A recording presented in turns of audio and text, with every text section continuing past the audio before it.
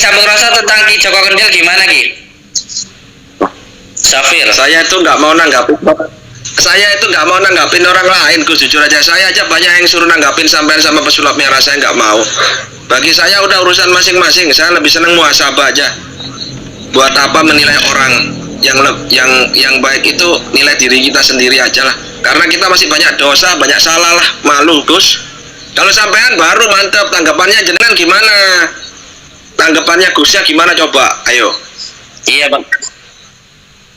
Makanya saya tanya ke jenengan kan gini, ada yang beranggapan itu orang sehat, badannya kuat, ngapain jalan aja kayak gitu kan? Yang mending kerja kayak gitu. Ini kan satu pandangan orang yang nggak suka. Ada lagi yang suka, nih beliau sedang beriadah begitu, sedang mencari jati diri gitu. Kalau tanggapannya jenengan gini, lagi viral kalau masalah itu ini TikTok. Oke, kita nggak usah nanggepin ini aja ya, nggak usah nanggepin beliau Joko Kendil gini. Kalau masalah laku, memang orang itu punya spirit masing-masing, punya jiwa spiritual masing-masing. Seperti saya dulu, memang saya pernah jadi musafir, tapi nggak lama. Tapi selama saya bergaul dengan teman musafir, sebagian musafir itu banyak yang ternyata lari dari hidup, pelarian. Jadi ada masalah, kemudian dia lari dari kehidupan untuk menjauhi masalah. Itu banyak musafir seperti itu. Tapi saya nggak ngomong semua ya. Banyak utang, masalah keluarga dan sebagainya. Nah, kalau saya memang senang, sudah senang saya ke makam-makam keramat, ziarah ke rumahnya kiai-kiai. Saya senang, bukan karena kurang kerjaan, enggak. Saya memang tuntunan hati ya. Jadi saya ke makam sampai seminggu dan sebagainya. Tapi waktu itu belum nikah, jadi nggak ada tuntutan ya. Ibu saya juga mengizinkan karena di situ saya sembari jadi musafir saya jualan ya, nggak saya sebutkan jualan apa saya. Nah gitu. Jadi memang kalau orang nggak paham mesti mikirnya ngapain kok, harusnya kerja, usaha, dari bermanfaat untuk orang lain. Ya iya, ada benernya, tapi jauh lebih baik kita berspiritual, meningkatkan jiwa spiritual. Puasa, laku itu juga harus ada manfaatnya, karena manusia yang tidak bisa bermanfaat untuk orang lain itu bagaikan bangkai hidup. Itu kalau menurut saya, Gus. Ya karena saya orang tua ya, jawaban saya ya sebisanya gitu aja, Gus. Itu ya. Kalau Gus Samsudin kan orang laku, senangannya kemana-mana dulu, sampai nggak pulang-pulang berapa tahun, Gus? Saya 5 tahun dulu nggak pulang. Loh kan? Saya dulu pernah sempat gila, pernah dulu di rumah. Mungkin kayak Sampun rasa paham. Jadi saya dulu pernah ketika pertama kali dikasih amalan aurat dikir ismuzat itu, yang dikir Allah itu, pernah ketika dikir itu nangis, ketawa sendiri. Itu kenapa? Karena melihat semua hal, melihat orang lain, melihat gunung, melihat sungai, melihat pohon, itu yang saya lihat Allah. Ini bahasa seperti ini bahaya kalau diomongkan di luar. Jadi saya melihat semua orang itu, melihat semua yang di depan saya itu Allah. Jadi semua itu nggak ada, yang ada hanya Allah. Jadi setiap hari itu saya hanya ketawa dan menangis, ketawa nangis itu. Terus saya kan dianggap orang gila gitu. Setelah itu akhirnya saya keluar dari rumah karena keadaan seperti itu. Saya bertanya-tanya ke beberapa kiai, termasuk waktu itu saya ke Pondok Buntet. Saya sempat juga ke Pondok Tempuran di wilayah Sumeneb, Madura. Pernah juga saya 3 bulan di makomnya Syekhona Khalil, di sana 3 bulan. Saya tanya ke beberapa orang yang saya anggap tahu, ada yang mengatakan saya itu udah berhenti kamu wiridnya, kamu itu syirik gitu. Ada yang mengatakan wis gak usah dilanjut, kok gendeng kayak gitu. Terus sampai akhirnya saya ketemu Mbah Hamid. Mbah Hamid itu pengasuh Pondok Condromowo. Ketika di sana saya dikasih tahu ya sesuatu hal yang nggak bisa saya ceritakan. Intinya beliau menjelaskan bahwa apa yang jenengan alami ini disebut dengan ismul zat itu. Jadi sebelum Allah mengenalkan dirinya, dia memperkenalkan dulu siapa kamu gitu. Makanya kalau kamu zikir seluruh tubuh seperti berzikir sendiri Allah itu kamu tuh nggak ada, yang ada hanya Allah gitu. Sampai pada akhirnya dikasih sebuah kitab, nanti saya kasih tunjuk kalau saya kalah. Kitab itu ada gambar ikan, kepalanya 3. Jadi Allah, baginda Rasulullah dan kita itu sebenarnya satu gitu kalau dalam ilmu tasawuf itu. Jadi seperti kapas, benang, kain dan baju gitu. Adanya baju karena adanya kapas, adanya benang, adanya benang karena adanya kapas gitu. Itu seperti itu dulu pernah. Dan kalau laku sendiri sebenarnya masih banyak sampai sekarang. Contoh ketika mengamalkan sholawat muridat itu diperintahkan oleh kiai saya harus jalan kaki ke 9 wali. Jadi perjalanan dari mulai Lampung sampai mentok ke Jawa Timur. Jadi bukan apa ya, maksud saya bukan pengangguran, bukan juga lari dari masalah, bukan juga karena nggak ada kerjaan ya. Karena waktu itu saya punya karyawan itu 17. Saya waktu itu masih punya karyawan 17 yang bekerja di tempat saya di pengepul barang bekas itu. Tapi semuanya saya tinggalkan gitu. Karena apa? Karena tentang batin ya, kepuasan batin. Tentang sami'na wa ata'na kita ke guru. Jadi saya jalan kaki. Mungkin orang-orang di Alas Purwo sudah paham dengan saya karena saya di sana lama. Saya di Alas Purwo itu ketemu sama namanya Pak Namung. Sampai sekarang beliau masih di Alas Purwo itu, hidupnya di atas pohon. Sampai sekarang masih ada. Makanya kemarin saya mau ke sana. Beliau juga hidup di atas pohon itu bukan pengangguran. Beliau itu malah mendoakan seluruh warga Indonesia. Beliau itu malah salah satu penguat di negara kita itu karena banyaknya orang-orang yang masih kuat dalam bertirakat. Termasuk salah satunya Mbah Namung. Cuman beliau nggak mau dipublikasikan sih. Beliau nggak mau dipublikasikan. Siap. Termasuk kita saat ini enak-enak aja gitu, hidupnya bahagia, itu salah satunya doa dari orang-orang yang masih kuat tirakatnya ini.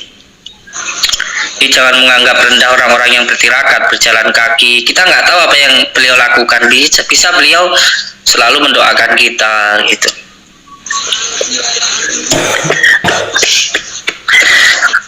Ya. Ada yang komentar kemarin tuh di TikTok itu, ngapain badannya sehat, masih muda, jalan kaki. Kayak kamu nggak tahu makanya ngomong gitu. Ya mungkin ya memang harus ada gurunya.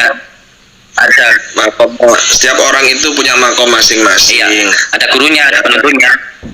Ya, dan yang terpenting itu bagi saya itu ya, sebaik-baik manusia itu bermanfaat untuk orang lain. Manusia yang paling cerdas itu mengingat akan datangnya kematian, yang dibawa Ibnu Majah di Rasulullah itu. Dan belajar ilmu-ilmu tasawuf, kitab tasawuf, Al-Hikam, kitab Al-Hikam yang karyanya Syekh Ibnu Attahila As-Sakandari itu bagus terus. Al-Hikam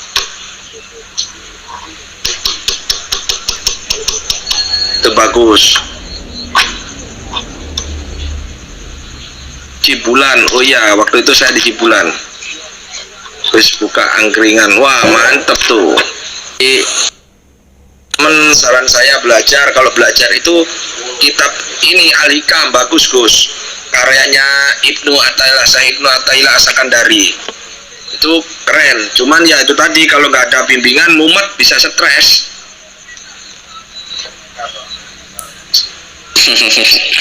Iya, termasuk kitab Syamsul Ma'arif Al-Kubro juga bagus. Kitab Al-Aufat. Siap, mantep. Kitab Mambaul Hikmah.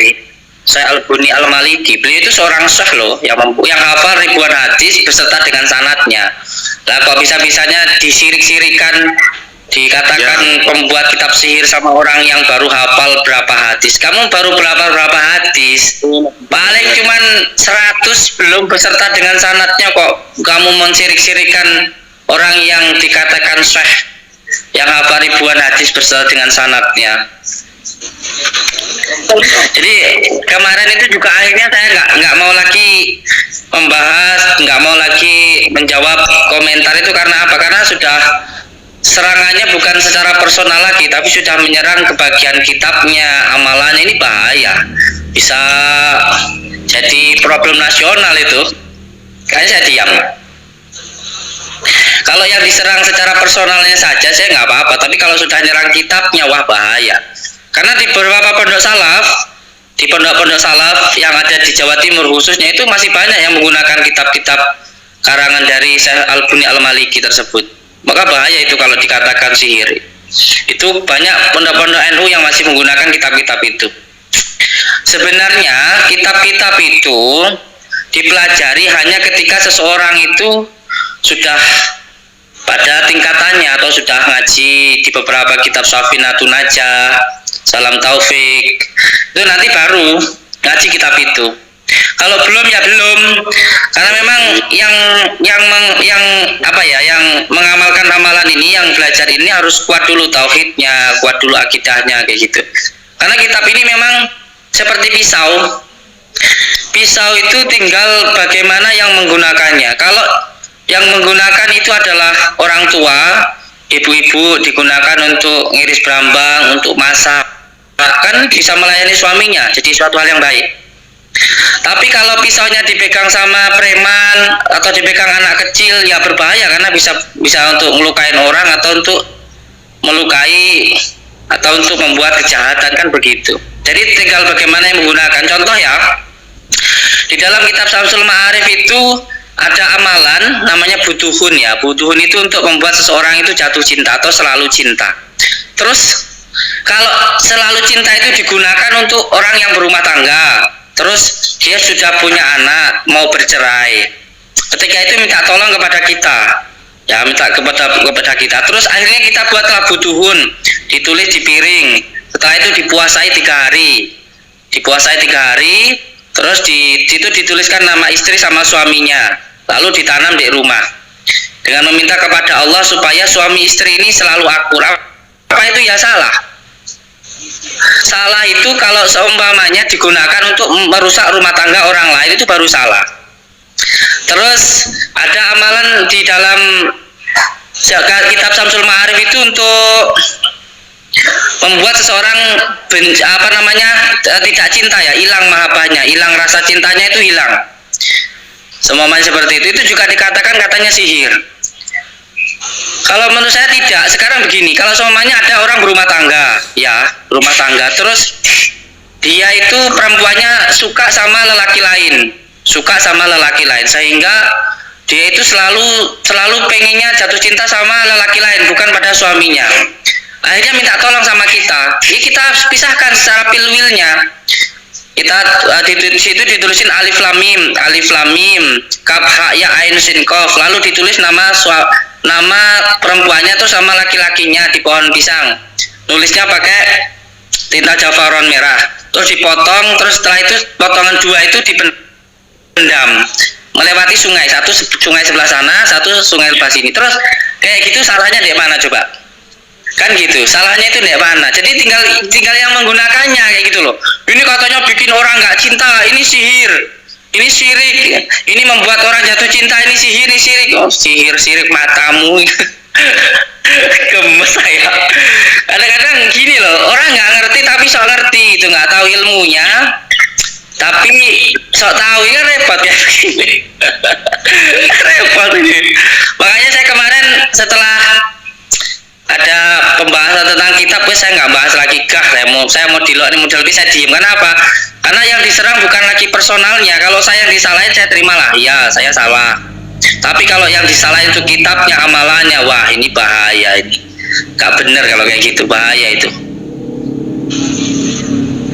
Karena ini adalah salah satu kekayaan di dalam agama kita ya. Di dalam agama kita itu sangat luar biasa. termasuk Saibuni Al-Maliki itu memahami tentang dunia dan alam semesta. Itu ilmunya itu ilmu perbintangan beliau paham, ilmu bulan, bahkan ilmu angin itu beliau paham. Jadi kalau orang Jawa bilang itu ilmu titen gitu loh, memahami itu dengan cara beriadah, nanti ada isyarah beliau tulis gitu. Jadi tidak sembarangan, bukan juga apa namanya ilmu peramalan, itu bukan, itu ilmu titen gitu loh. Titen kalau tanggal ini begini angin begini, itu semuanya ada di situ.